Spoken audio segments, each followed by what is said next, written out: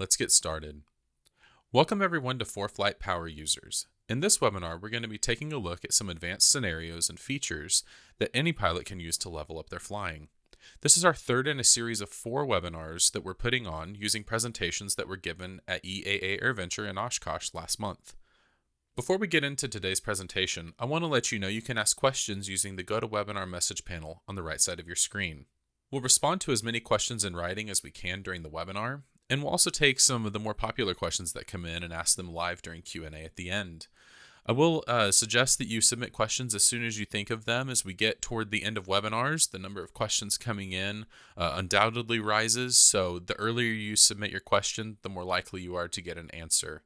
If your question is not answered during today's webinar, though, you can always send it to our support team at team@foreflight.com. If you encounter audio or other technical problems during the webinar today, first we recommend leaving and rejoining the webinar. And if that doesn't work, try switching. If you're using a mobile device and you have a computer available, try switching to the computer. This session is being recorded and it will be accessible at foreflight.com/webinars by this time tomorrow. And with that, let's get started. Thomas, over to you. Thanks for the intro, Jay, and welcome everybody to our Power Users course. This is the course that we first gave at Oshkosh 2023. If you were unable to join us in the pavilion at the air show, this is your chance to go through and see this course. Our Power Users course here is designed for people who've been using ForeFlight for a little while and want to level up their usage. Throughout our scenario today, we're going to be looking at a bunch of different features you can use inside of the application. The idea is not that you would use all of them in every scenario, but that you would be able to go through and practice them on the ground, understand how to use these features, and add them into your ForeFlight toolkit so that when you are in the air, flying single pilot IFR maybe, you're familiar with all of these tools and know how to use them effectively in the aircraft. My name is Thomas Darty. I am one of the product managers here at ForeFlight. I focus on customer education features. Before we get started, a couple of things here. I do want to point out the latest version of ForeFlight, or how I check what version of ForeFlight I have. If I go into the More tab in the lower right-hand corner, scroll down until I see the About option. At the very top of the screen there, I can see what version of ForeFlight I have. So you can see in this screenshot, I am on 15.6.1. We're also going to be using features across all 3 of our individual subscription plans here, our Basic Plus, Pro Plus, and Performance Plus. These are all billed out annually, but you can see how they break down monthly here. Our Basic Plus, excellent way to get started in ForeFlight. It has all of the essentials that you would need to replace paper inside your aircraft. When we move up to the Pro Plus features, we're going to start taking all of that and adding a lot of situational awareness tools, things like terrain, profile, synthetic vision, and our geo-referenced approach plates that make flying a lot simpler for us. And then when we move to the Performance Plus package, we're going to be adding a lot of automation tools, having ForeFlight do a lot of that work for us. And we'll be able to go through and see how we implement each of those features, how we use them across different scenarios. Throughout the presentation, if we are using features across one of our Pro Plus or Performance Plus plans, you should see a little bug at the very top up there that will say Pro Plus or above or Performance Plus, letting you know that that is the required plan for that feature. Getting started, we're going to talk about how to go through and do some pre-flight planning for a flight and some of the things we can use inside of ForeFlight to make sure we are, fully aware of the situation, ready to go on this flight. Our scenario for today is a cross country back from Prescott, Arizona to San Marcos, Texas, just south of Austin here, where a lot of your ForeFlighters fly out of. Looking at this route here, I've got a Direct 2 plugged in. And I know that I'm going to have a couple of things in my way. We've got a good bit of terrain off to the west that I'm going to have to worry about. And then I'm also aware that it's pretty sparsely populated. And so I'm likely going to have a lot of special use airspace, a lot of MOAs, things like that I'm going to need to navigate around. How can we find a good route around that? I'm going to go ahead and turn on our aeronautical layer and then turn on airspace using my quick selectors on the side. And right away, I can see all of those MOAs and restricteds along our route. I'm going to have to do something to find my way around those, find a good route, find out information about their altitudes and their activation times. If I now move my layer selector over to our hazard advisor, I can also see the different terrain that I have along my route. Now with our new hazard advisor, I have the ability to go ahead and set an altitude while in pre-flight so I can better understand what my terrain picture looks like from a top-down perspective. You can see in the right-hand side where we have our altitude slider, our artificial ceiling for today is going to be 7,500 feet.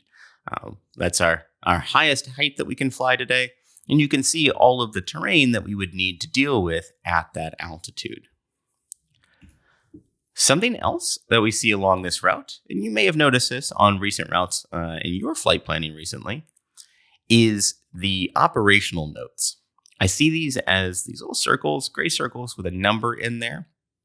They let me know that the airspace I'm going to be flying through has some kind of operational note, some sort of thing that I would want to be aware of as a pilot flying through that airspace. I can turn this on or off in the quick settings menu on my Maps tab by hitting the settings gear at the very top and then coming down into my map overlays. If I tap on my operational note number there, so in this case, that gray 1, I'll be taken directly into the airspace notes for that airspace. And then I can see at the bottom that we have operational notes based off of restrictions on altitudes as we go through. Whatever information might be useful for me in that airspace. It's helpful to have all of these up quickly, so I'm not having to go through airspace by airspace along my route and try and find, every piece of airspace that has a note for it. And these callouts are very helpful. Turning my hazard advisor back on here, I also see another new feature that we've released inside of ForeFlight that can give me a better picture of what our maximum altitudes along the legs are. You can see here in the center of the screen that we have a little terrain call out. That is our max MSL altitude for our terrain along this particular leg. Because we just have the direct to, you see one of these called out. You also see the obstacle call out a little further over to the right over there. So we could do both terrain and obstacle. And if I had more legs, I would see more of these as I have that max terrain across all of my legs. What's helpful here is if I were looking at this particular route, and I thought, 7.5 is where I'm probably comfortable flying today, but maybe I could make it up to 8.5, maybe even 9. I can see that I still wouldn't clear terrain here. So I would still need to find some kind of route around this terrain based on that altitude. Now, the easiest way that I could probably go through and get around this terrain would be to come in on my route here, press and hold somewhere on my route line, and simply pull that route down off to the south, away from all of that terrain, picking a lat long or a waypoint nearby, and now I have a route that takes me away from all of that terrain as we go through.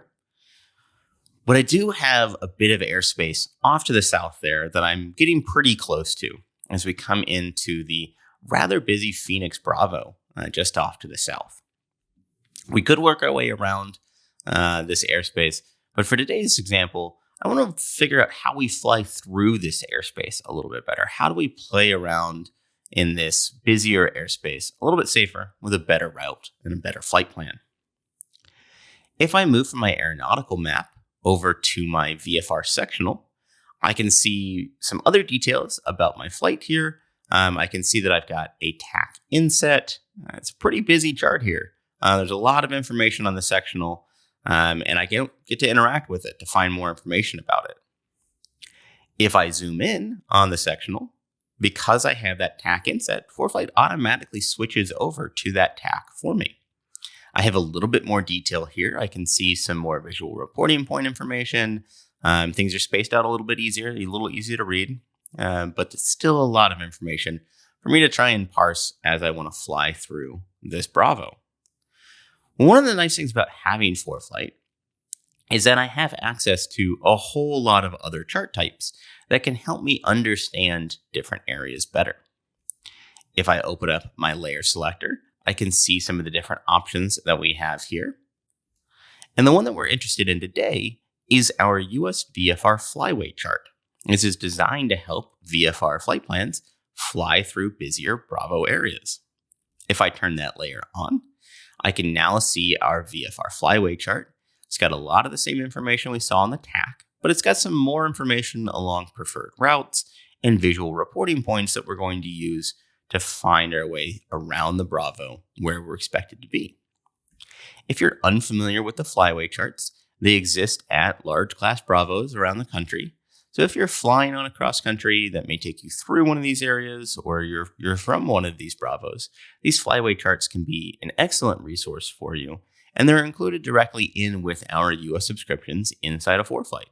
So I don't have to worry about sourcing them somewhere else or playing around with them as paper version. I can see my route. I can use them with other charts. They're very helpful.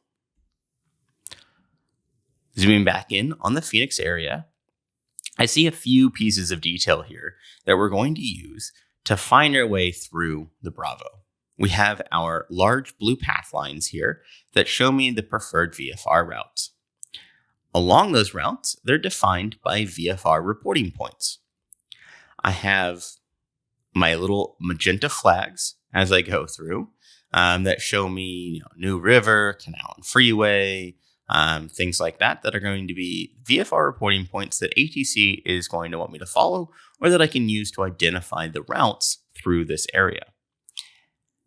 Earlier this year, we released a new version of ForeFlight that has these VFR reporting points included with our aeronautical layer. So if I go back to turn my aeronautical layer on, I can see that I now have these little green waypoint labels directly over those flags that show me all of my VFR reporting points. Because these are waypoints as part of our aeronautical map, I can interact with them just like I can with any other element on the aeronautical map. So if I tap on one of my VFR reporting points, I can find out information about it. It brings up my info drawer off the right-hand side. And you can see that I can add this to my route. I can get weather forecasts for it, all sorts of things. What's nice about this is we can go back to our same example of rubber banding the route. And this time, when I bring it over to one of the waypoint locations, I see my VFR reporting point there as my top option.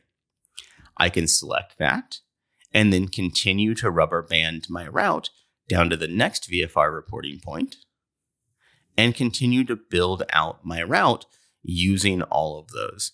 So I have it, all laid out. They're interactable waypoints. It makes it much easier for me to go through and follow those preferred routes through the Bravo as part of the flyway chart, have those all as waypoints. So this defines all of the lateral extents of our route that we need to get through Phoenix. But we also have vertical extents that we need to comply with. So we want to make sure that we're staying out of that Bravo, and we can see that there are altitudes along our route lines letting us know that we should be at 6,500 or below or 5,500 or below. How can we go through in ForeFlight and make notes of all of those altitudes so that even if we don't have the flyway chart up or we're busy flying along, we can have alerts, we can have information about what altitude we need to fly at. If we tap on one of the waypoints that we've now added to our route, so in this case, it is my New River waypoint along my route, I can see that I've got a bunch of quick options for it along the top. And I also have a more option. If I tap on more, I have even more options, including the ability to just do things like set a hold or get a weather forecast for it. The one we're interested in, though, is my set altitude, speed, and time. This allows me to adjust things about my flight plan at this waypoint. As we go in, we can see that I can, as the name suggests, adjust my altitude, speed, set a delay or stay. That would be the time that I'm going to stay at that point. And in certain places like in Europe, I can go ahead and adjust my flight rules. Near the top of my altitude change here, I can see that I can either start at or cross at a specific altitude. What this means is that do I want to start the change of altitude once I cross this waypoint, or do I want to cross this waypoint at my new altitude? You can think about it as trying to be below the shelf of the Bravo by the time I cross this waypoint, an example we're going to use here, or that I want to make sure that I get all the way over a mountain or all the way over a piece of terrain before I start a descent. That would be a cross at, or that would be a start at. So we're going to move over to cross at so that we stay below the shelf of the Bravo here. And then we're going to tap into our no change here. That's where we put in our altitude and put in 7,500. You can see that this now appends that 7,500 onto the end of our waypoint, where we can make sure we have a note on it. We can make sure we comply with all of that. And it's copied over to any other piece of flight planning information we have. Another place that we can do this same workflow is on our profile view. This is available to our Pro Plus plans and above. With my flight plan drawer open in the bottom right-hand corner, I go ahead and hit Profile. That allows me to go over into my waypoint here. I can pinch to zoom in to see different pieces of information. You can see my airspace and my terrain is depicted right now. A pro tip, if I'm on my Performance Plus and above plans, I can also put terrain and icing onto this profile view. And that allows me to do this same altitude adjustment around different types of forecast weather information. Along the bottom, we're going to tap on the waypoint name that we want to put in a new altitude for. In this case, it is our shooting range visual reporting point.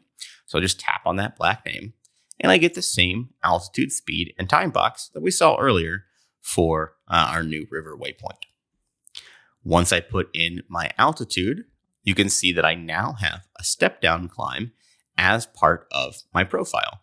So you can see exactly where we're going to dip down below the Bravo to cross that waypoint at a different altitude. The last place that we can look at this is by going back into our flight plan edit view and then tap on the route bubble icon for our next waypoint. In this case, it is our Canal and Freeway waypoint. I simply tap on that route bubble icon and I get another menu of things I can do with this waypoint. Depending on the type of waypoint, I'll have other options here. So if I tap on something like an airport, I can bring up procedures for it. I can bring up different taxi diagram options. Here, because we have a waypoint, I can do things like a long track offset or set up a hold. You see my set altitude, speed, and time option at the bottom. And again, I can put in whatever altitude I need at this point. So we'll put in our 5,500 for our last altitude here. Notice that it also shows me my altitude as part of my route bubble icon. So not only do I have this on the map and on the route bubble icon here, so that I have those as notes as we're flying along, I can also see all of those altitude changes as part of profile. So going through, setting all of my altitudes, you can see exactly how we're going to stay out of the Bravo as we go through each of these points, while not descending down into any of the deltas that live underneath that point. I can see that I'm still clear of terrain, clear of obstacles. Again, if I have that icing and turbulence layers on for our performance customers, I'll be able to see how I interact with those as well.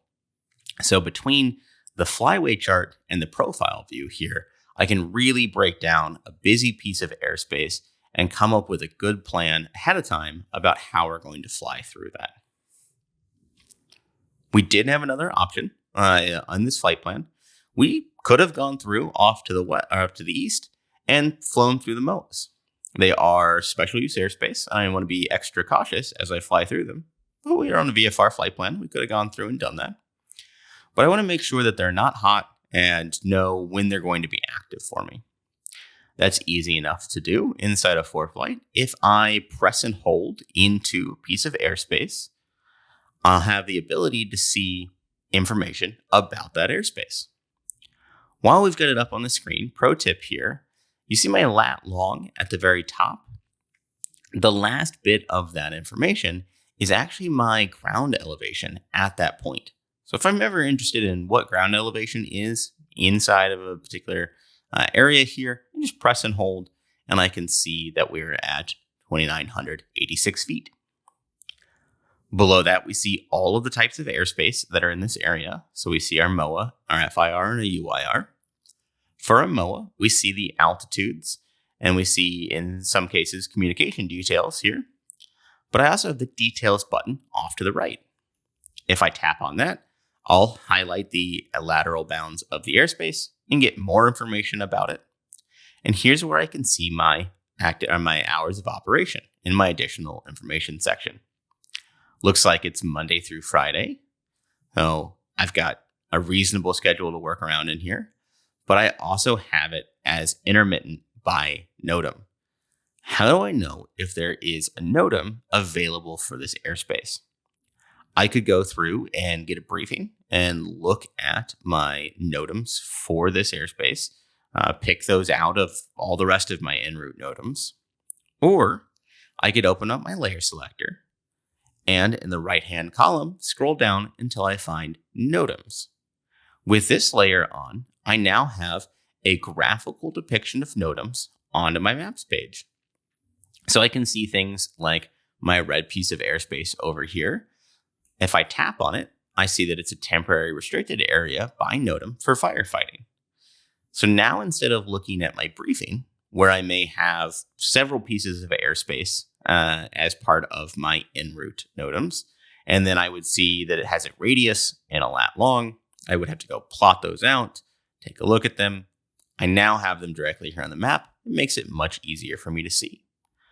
And if special use airspace, like this restricted, is activated by Nodem, I'll also see those times here.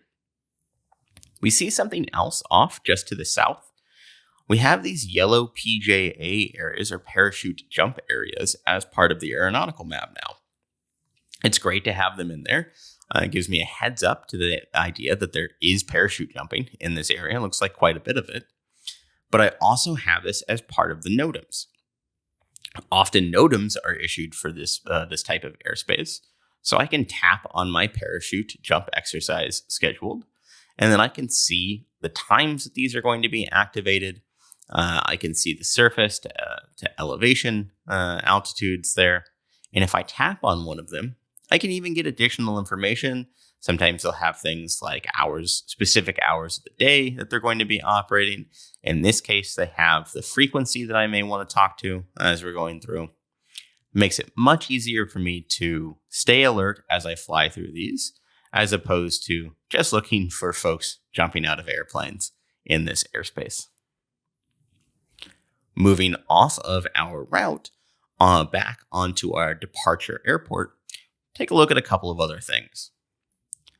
Something I want to note here is our airport diagram we see on the aeronautical map. That's there for all of the airports we have as part of the aeronautical map. I don't have to do anything special to bring this up.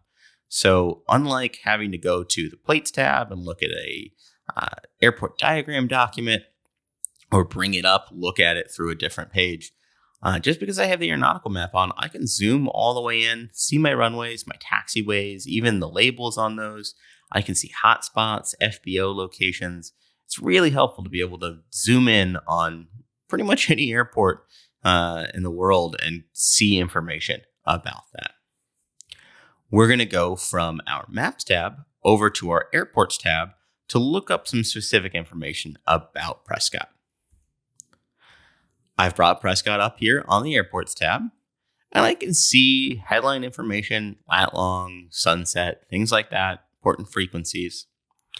Along the middle, if I stay on the Info tab, I can see frequencies. This is what helps me get my tower, ground, or ATIS frequencies.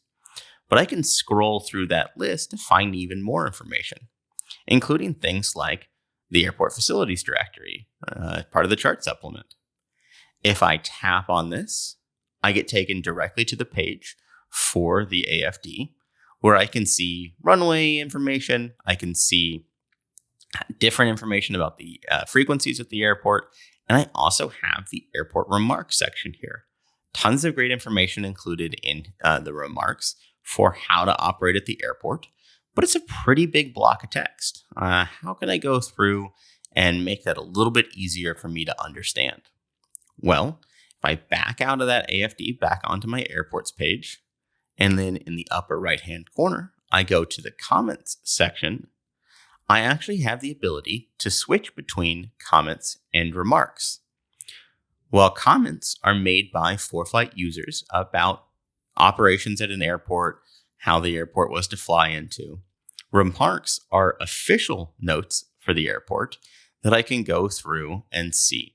These are directly out of that airport facility directory, and I can break these down a lot easier by having them line by line, as opposed to trying to understand that whole block of text. So using the remarks section makes this a lot easier for me to read. One of the other things that I'll want to make sure I take a look at for any airport that I'm flying in and out of is going to be any active Nodems that I might have. I can find these by moving over to the Nodems tab inside of the airport view. And here I can see that I've got airport, obstacle, or center Nodems available. And I could go through and scroll through my list of Nodems, try and make sure that I understand everything that's going to be applicable for me. But that can be a pretty long list at some airports. And so we've included a new filter option that allows me to refine this list of Nodems to better understand what's going to impact me. Here you can see that I've gone in and searched for something like out of service. And now I can see all of the Nodems that include the out of service tag. Notice we also have that highlighted in red. Things like out of service, closed, unavailable. We try and highlight important language like that inside of Nodems so that it's easier for you to understand and pick those out, as they're likely to have a bigger impact on you. Once I understand that everything that is out of service, I may want to look up something like my departure runway, see if there's any Nodems for that runway. We're planning on taking off of 03 right, but I don't show any Nodems for 03 right here. That's not a problem. It's actually a good thing not to have any Nodems for my departure runway. And where previously, if I had a long list of Nodems, it might be possible for me to overlook a Nodem as I try and go through the entire set. Being able to filter down to this runway allows me to know that there aren't any Nodems for it. I didn't miss anything in the list. So the Nodems filter can be used if I have a lot of results or if I don't have any results. Speaking of our runway, we can move over to the runways tab to better understand the dimensions and what our winds will look like for departure at that field. I see that I've got some reasonably long runways here, but I know that Prescott's a reasonably high airport out in the desert. I've always been told that I need to worry about density, altitude, mountain flying, things like that. Those seem like long runway numbers, but are they actually long enough for us to get a good takeoff and to be able to climb around on terrain? What can ForeFlight do to give me more information about that? Well, because this is a mountainous airport, up underneath the airport name along the top, I've got a little mountain symbol. You'll see this at certain airports around the country. And if I tap on that, I can get further terrain information about the area around the field. You can see that I have my max terrain, my min terrain, and my airport elevation information for a 10 nautical mile radius around the airport. So this gives me a good idea about how steep all of the terrain is and about what altitude I'm going to have to clear in my initial climb away from the field. If I want to take this a step further, in the upper right-hand corner on the airport's view, I have a button that says 3D view.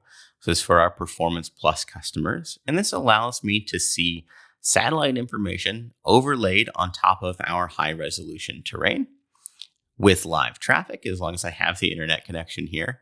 And I can actually pan and zoom around at this airport to better understand the layout of the field, where maybe the city is versus the rest of the airfield, where that terrain is. I can move from day to night using the sun and moon icons in the lower right-hand corner. And we can see that I've got a lot of traffic from Embry-Riddle at the field here. This is one of their main training airports. And being able to see their traffic fly around, better understand their traffic patterns, their local operations, gives me a lot more information about how to navigate this airport, how to stay out and away from any of this training traffic that's going on. I'll want to know what the weather is and how that's going to impact my takeoff. So I'm going to go over to my weather tab as part of my airport, where I see the things that I'm used to, METARs, TAFs, MOS.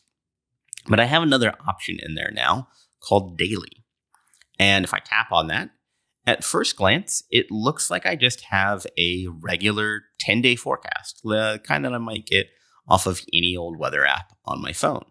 It's not necessarily useful to me as an aviation enthusiast because I need more information. I need to know if this is going to actually impact my flight.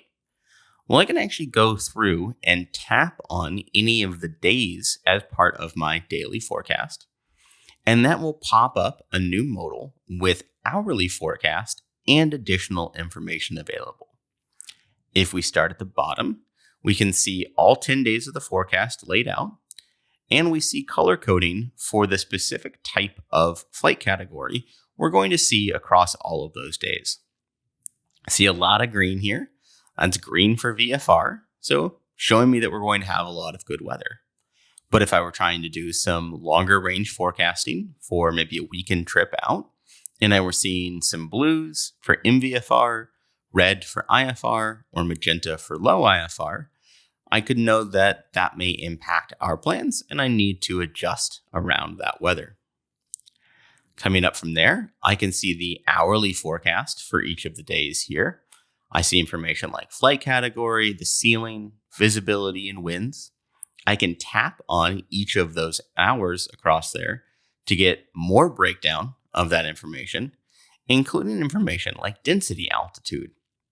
And actually calculate density altitude based off of the forecast here, where we can see that I now have a density altitude predicted at 8,400 feet, almost 8,500 feet, where my regular field elevation is down around 5,000 feet. So I'm going to have significantly worse performance as I go to take off if we're here late on a 2 p.m. early afternoon on this Friday. Exactly what that is going to be on my takeoff performance, I can let ForeFlight calculate that information for me. Back to my Maps tab. Down along my flight plan drawer, I have our Send To button. That's a little box with an up arrow in it. Anywhere that I see that around ForeFlight, that lets me know that I can take the information that I'm currently looking at and visualize that some different place, either in the app or even outside of the app. Here on the Maps tab, I have a flight plan. So when I press that Send To button, I can take that flight plan and move it over to things like my logbook or share that flight plan file. Or what we're going to do today, send it off to the Flights tab. This takes all the information that I have as part of my planned flight and fills in this information over on the Flights tab, so I don't have to copy anything else over. It is important to note that this route, the flight plan that I now have on the Flights tab, and the route that I have as part of my Maps tab are not linked. They don't communicate back and forth. So if I make a change on one, I want to go back and use that Send To button to move that back and forth. On a Performance Plus plan here, you can see that next to my departure and destination airports, I have takeoff and landing buttons. This lets me know that I have supported takeoff and landing calculations for my aircraft at these fields.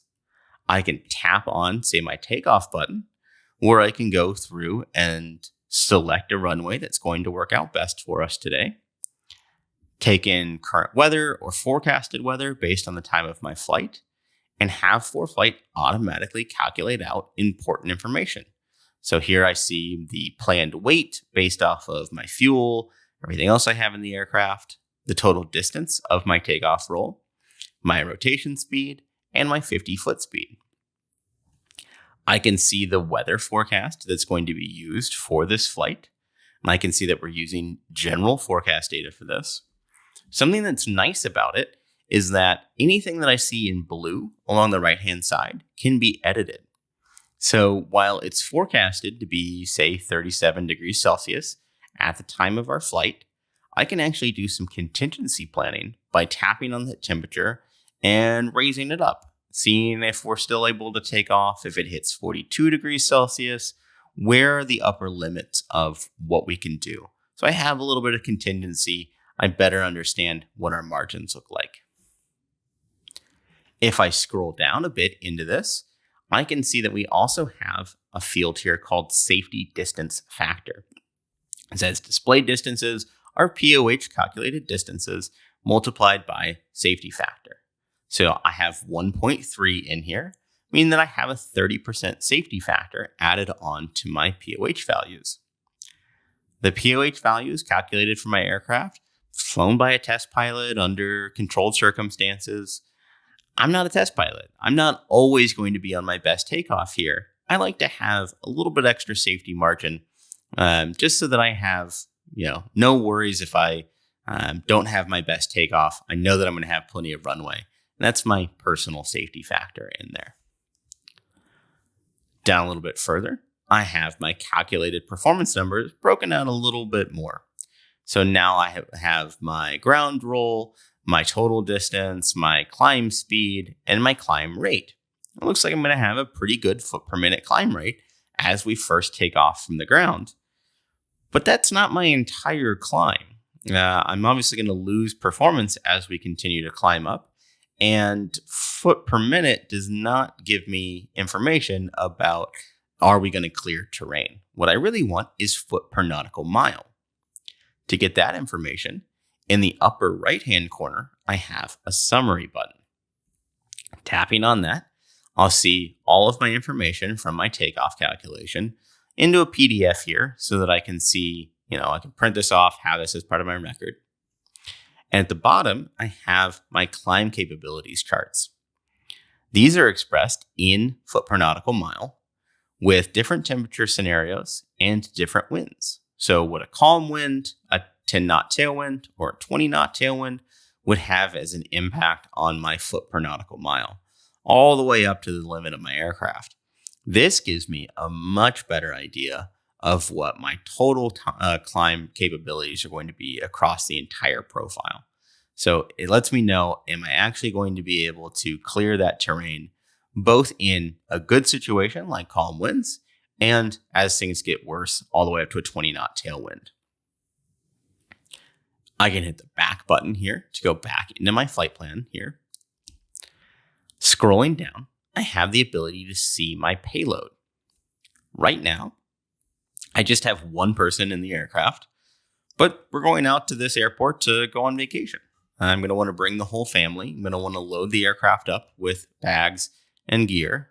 So I'm going to hit the weight and balance icon button along the bottom, and that takes me into my weight and balance view.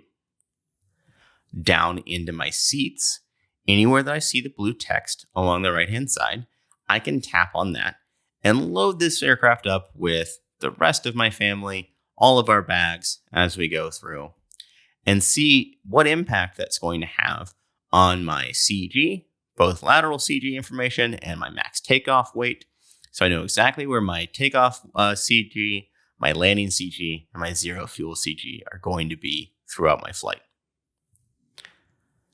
What's great about having this information as part of my flight plan is I can then go back into my takeoff calculations and see what impact that will have had. We've now gone from 3,200 feet from my total distance with just one person in the aircraft, all the way up to 4,400 feet with the airplane fully loaded. Having ForeFlight be able to calculate this information for me off of really a single button tap on there means that if we find another passenger at the FBO, or somebody brings extra bags on the flight, we have the ability to rerun this calculation very quickly, where otherwise we were likely to go ahead and we ran it once, probably fine. Now we know that this is actually going to have an impact on our takeoff. Back out onto our flight plan here, just below our payload section, I also have my fuel policies. This is a great opportunity for me to set these weights inside of my flight. By default, everything is set to minimum fuel required. That's what most of us want to know as we're making the flight. You can see my flight fuel there is 54 gallons. That's how much fuel it's going to take me to fly all the way to my destination. But that's not what I probably have in the aircraft. I'm not going to go measure out exactly 54 gallons. It may be at tabs. I may have different fuel amounts in there, or just want to carry extra fuel in the aircraft. So I have other fuel policies. I can tap on the minimum fuel required blue text there to switch to those other policies, where I can do things like maximum fuel or landing fuel, extra fuel that I want to bring with me. Something that's nice here is the max fuel doesn't necessarily fill the tanks up. It's going to give me the maximum amount of fuel based on the payload of my aircraft. So if I've already got a bunch of people in the aircraft, a bunch of cargo in the aircraft, it's not going to necessarily fill up the tanks. It's going to go through and allow me to see just how much fuel I can carry in there. If I'm interested in how much it's going to cost me, I can go back to my airports tab here and click on the FBOs button in the upper right-hand corner. This will show me all of the services that are available at that airport, where I can see my FBO, maintenance services, aircraft rental, whatever I might need. At my FBO, I see my fuel prices available and some different service information. I can always tap on that listing and go into their details view, where I can see more information about their fuel prices and also things like services and fees that they might have. If I get out to the airport and say this fuel price is not up to date, we can see that our fuel price was last updated 5 days ago. They're at the bottom of our retail prices, but fuel prices sometimes change. I can always use the update fuel price button in the lower right-hand corner to let my other pilots know, let the flying community know that the fuel price has changed here at this airport. ForeFlight will go ahead and take a look at that and make sure that we get that fuel price updated.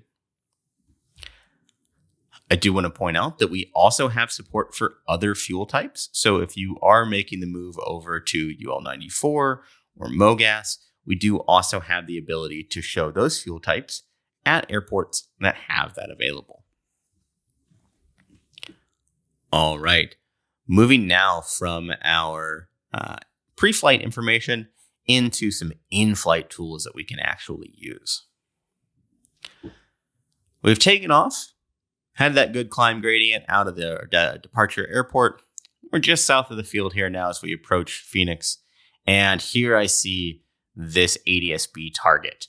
Thanks to our Sentry Plus we have in the airplane with us, bringing that ADS-B information in. I see that traffic target.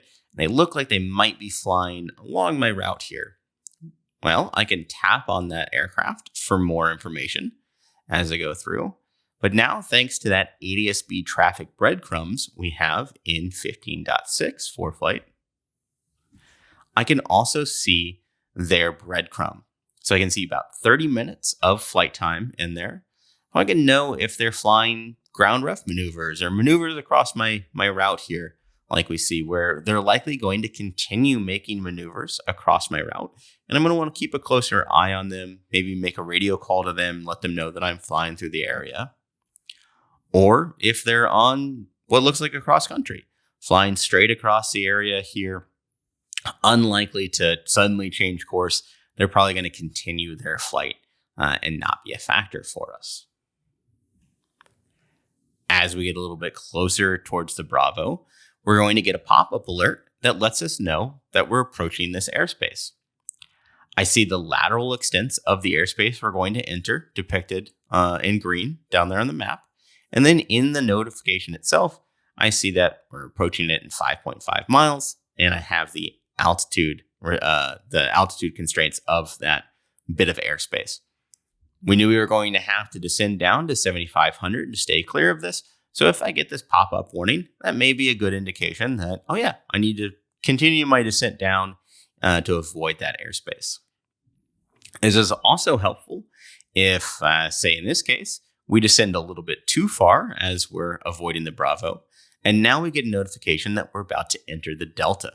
We were never supposed to enter that Delta, so this can just be a good notification that maybe we got a little distracted looking for traffic. We need to go back to our original planned altitudes that we have listed there on the map. Once we get out of the Phoenix area as we're flying along, the sun's getting a little low in the horizon. Things are looking a little bit darker out there for us. And I don't really want to fly single engine piston through the mountains at night. And if I zoom out, I can see the new day-night overlay show me exactly where that sunset is. So not only are we not going to make our destination by sunset, we're not going to make it through the mountains before then. So I'm going to want to go ahead and plan out a diversion, make an overnight stop here, figure out an airport that'll work for us. I've got several options here along our route, and I want to go ahead and filter those down to just the airports that are important for me. With my quick settings icon along the top up there, I have the ability to adjust what airports are shown as part of the aeronautical map. If I tap on the airports option, I can turn on or off things like heliports, private airports, seaplane bases, or other fields like restricted or military. I may not be able to make use of a lot of those, so I can turn those off on the map. Recently, though, we've added a new airports filter based off of minimum runway length.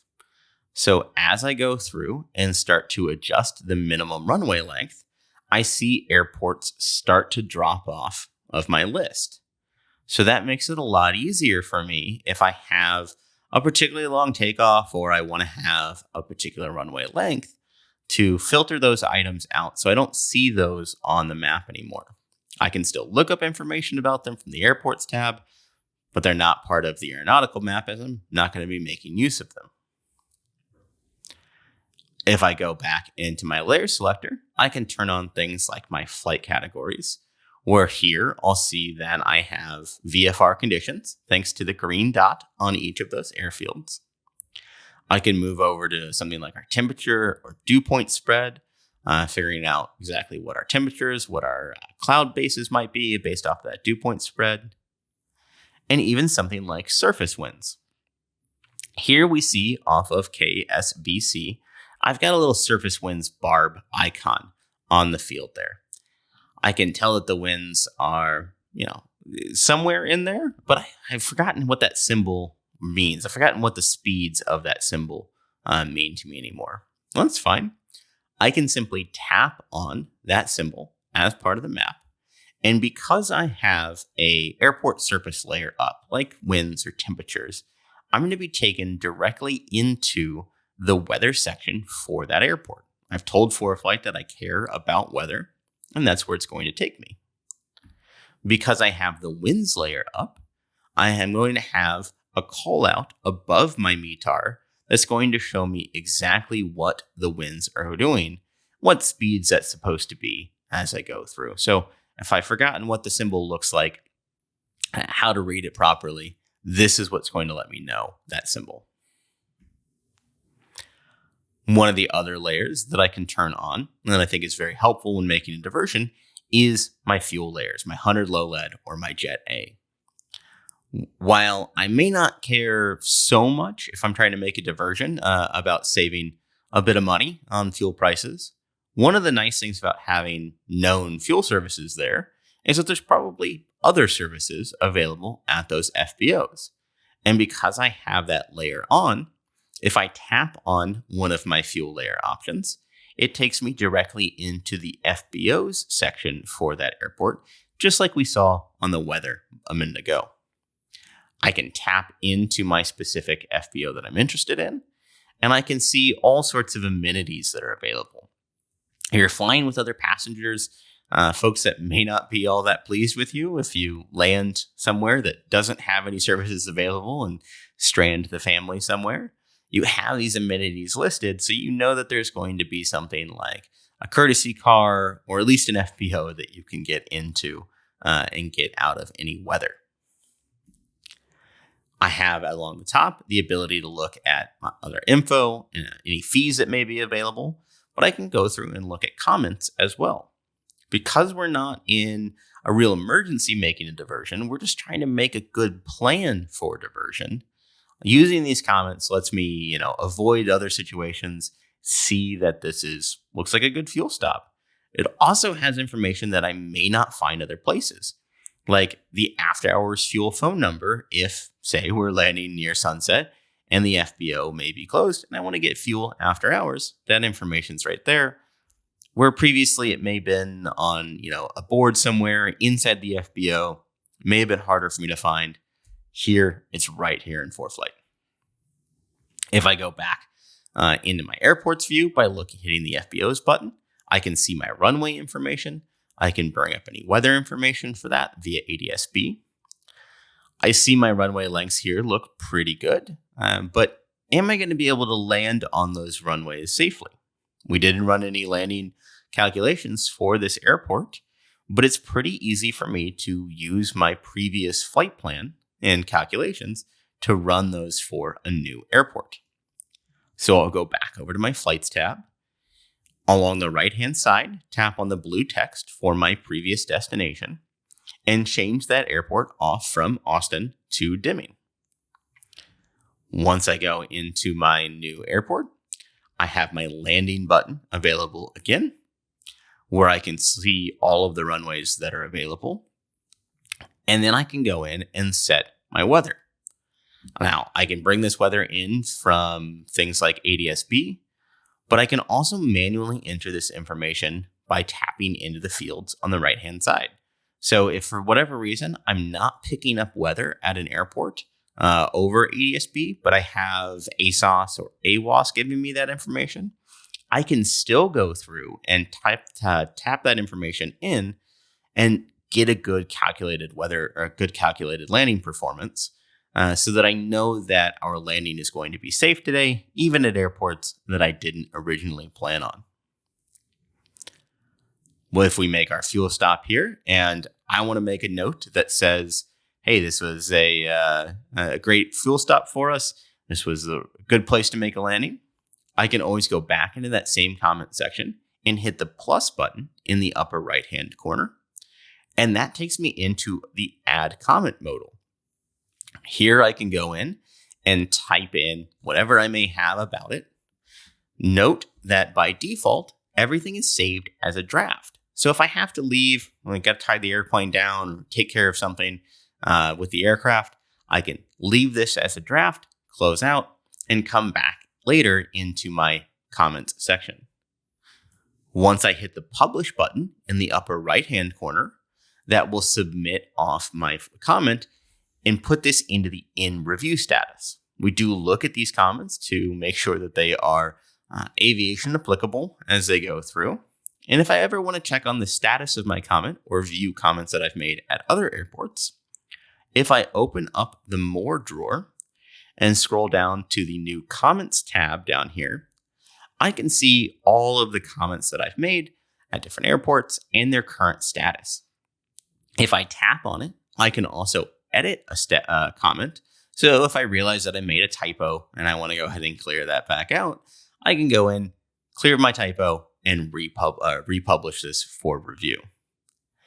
If I decide that that comment is no longer applicable, I can always just swipe from right to left on it, and that will allow me to delete it. That swipe from right to left, you see that of several places around ForeFlight where I can get rid of flight plans or aircraft in my aircraft's view or anything like that. It's just a simple swipe right on that info. That wraps up our power users course here. We'll throw it back to Jay here for our Q&A section. Jay, whenever you're ready. Thanks, Thomas. Before we get into Q&A, I want to point out just a few resources for you, and don't worry about copying all these links down right now. We're going to include them all in an email that you'll get later this afternoon. But first, I want to point out our support page, support.foreflight.com. There are thousands of articles you can search through there, covering just about anything you may need. You can also find the pilot's guide on our support page, or you can visit it straight at foreflight.com/pilots-guide, or you can do it right in ForeFlight. Just go to the Documents tab in the ForeFlight folder, and it's the first document listed there. Next, you can register for more webinars and watch past ones at foreflight.com/webinars. And as I mentioned at the beginning of this webinar, the video of today's presentation will be there in the next 24 hours. And lastly, if you encounter any issues or just have a general question about ForeFlight, you can always reach out to our pilot support team at team@foreflight.com. With that, let's move on to some questions. Thank you all for submitting so many great questions today. Thomas, we've gotten a lot of good ones, and I know you've been responding to a lot.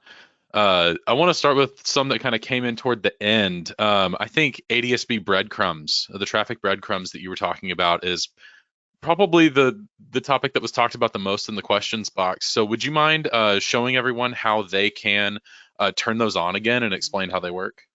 Yeah, of course. So great feature to be able to see those breadcrumbs. A couple of things. We're not going to be able to fully demonstrate that here on the ground. This works for ADSB traffic targets, not internet radar traffic targets. So if you're trying to replicate this right now, you're not connected to an ADSB in receiver. You're just up here using the traffic layer inside of an internet connection. You're not going to be able to bring up the traffic or the breadcrumbs for those traffic targets. You do need to be on a Pro Plus subscription to see those as well. And you can verify that you have that on ready to go. If we go to more and then settings, and then we're going to come down to our traffic breadcrumbs feature down here. You can either use the filter up the top here, or we can scroll on down till we find that traffic breadcrumb feature in there, and just make sure that we have that turned on.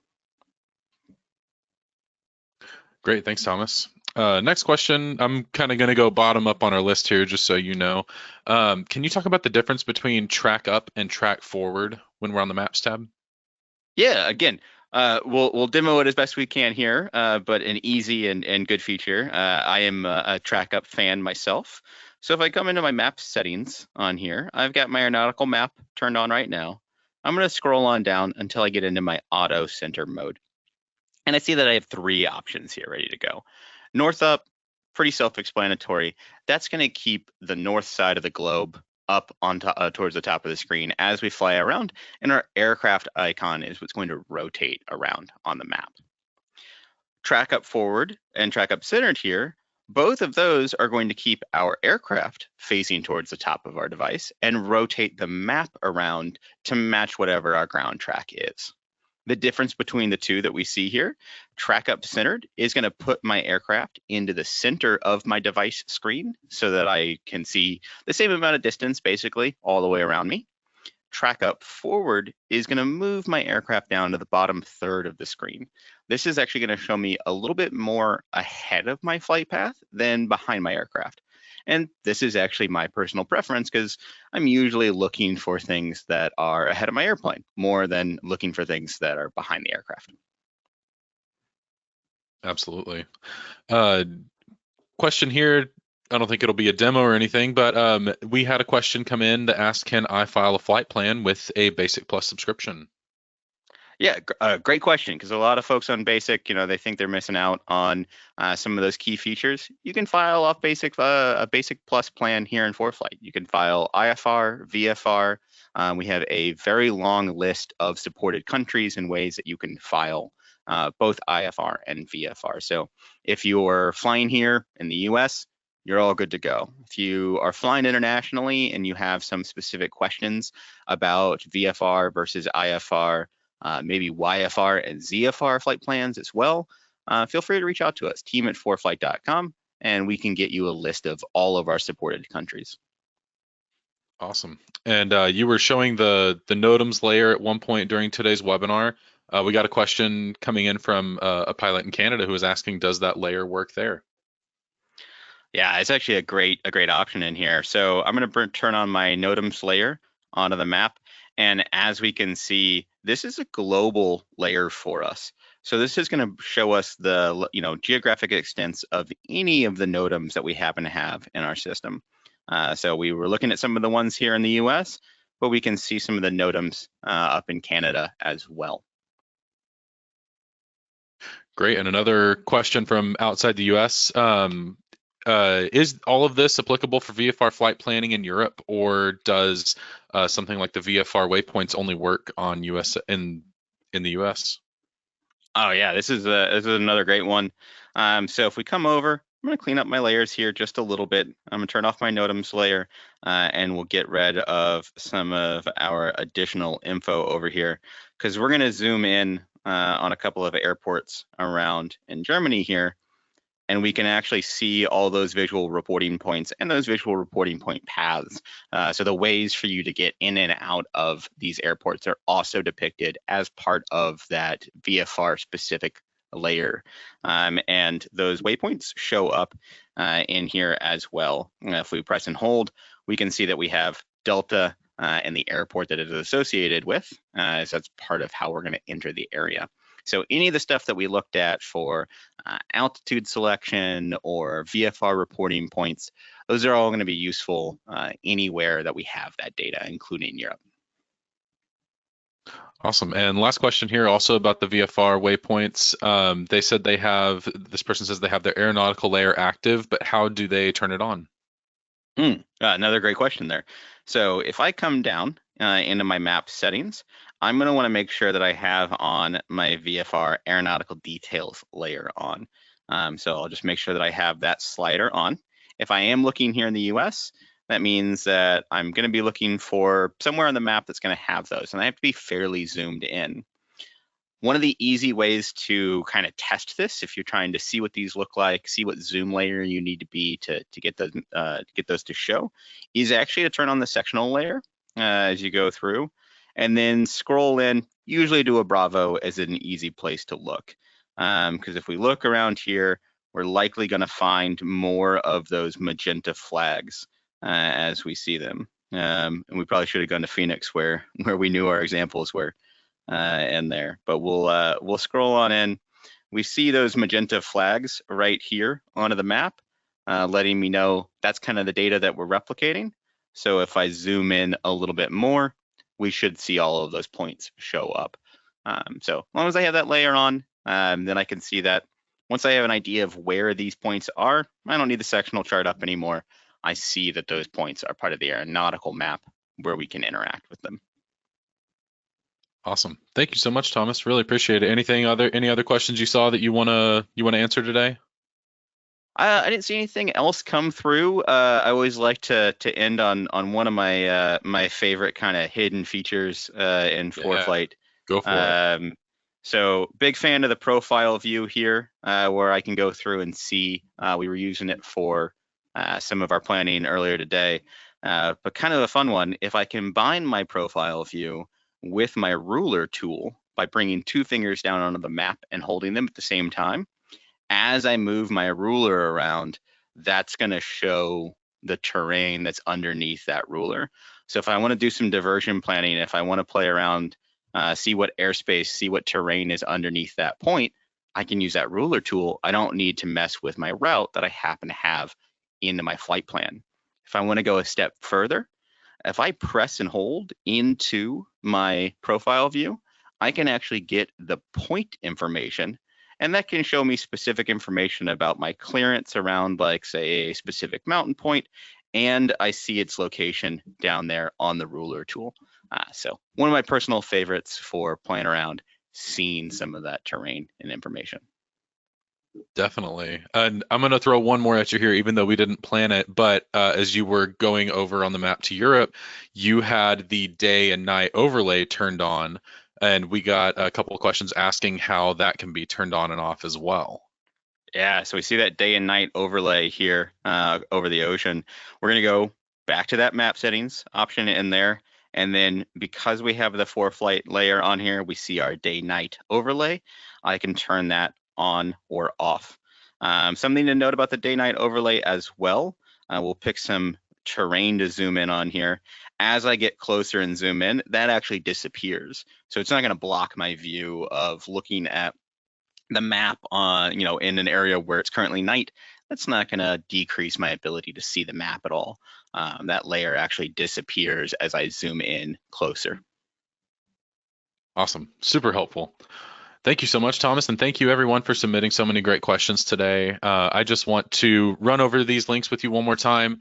Support.foreflight.com. You can find anything you need to learn about ForeFlight there, just about.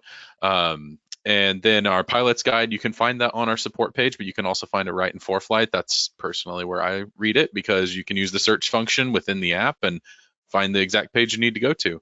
You can register for more webinars and watch past ones at foreflight.com/webinars. And as we've mentioned a few times, you can always contact the pilot support team with any questions you may have at team@foreflight.com. And I would also suggest, if your question wasn't answered today, because we had so many coming in, reach out to the pilot support team. We'd love to help.